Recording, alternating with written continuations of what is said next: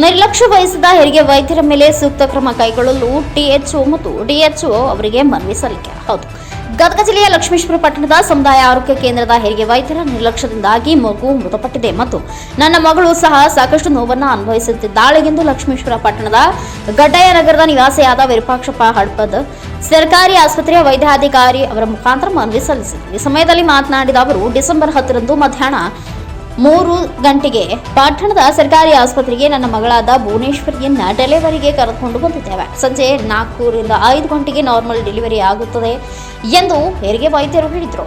ಆದರೆ 7 ಗಂಟೆಯಾದರೂ normal delivery ಆಗಲಿಲ್ಲ. ಗರ್ಭಿಣಿ ಮಹಿಳೆ ತುಂಬಾ ನೋವಿನಿಂದ ಬಳಲುತ್ತಿದ್ರು. ಈ ಸಮಯದಲ್ಲಿ ಸಿಸೇರಿಯನ್ ಮಾಡಿದ್ರೆ ನನ್ನ ಮಗಳು ಡೆಲಿವರಿ ಯಾವುದೇ ತೊಂದರೆ ಆಗದ ಹಾಗೆ ಆಗುತ್ತಿತ್ತು. ಆದರೆ ವೈದ್ಯರು ಸಿಸೇರಿಯನ್ ಮಾಡದೆ ಜಿಲ್ಲಾಸ್ಪತ್ರೆಗೆ ಕಳಿಸಿದ್ದಾರೆ. ಅಲ್ಲಿ ಹೋದಾಗ ಹೊಟ್ಟೆಯಲ್ಲಿರುವ ಮಗು ಮೃತಪಟ್ಟಿದೆ. ಅದಕ್ಕೆ ಹೆರಿಗೆ ವೈದ್ಯ ಡಾಕ್ಟರ್ ಉಮೇಶ್ ಕೈ ಅವರ ಕಾರಣ. ಅದಕ್ಕಾಗಿ ಸಂಬಂಧಪಟ್ಟ ಮೇಲೆ ಅಧಿಕಾರಿಗಳು ಅವರ ಮೇಲೆ ಸೂಕ್ತ ಕಾನೂನು ಕ್ರಮ ತೆಗೆದುಕೊಳ್ಳಬೇಕು ಮತ್ತು ನಮಗಾದ ಅನ್ಯಾಯವನ್ನ ಸರಿಪಡಿಸಬೇಕು ಎಂದು ಮನವಿ ಸಲ್ಲಿಸಿದರು. Veeranna Hadapad, NKS TV 4 news, Lakshmeshwar.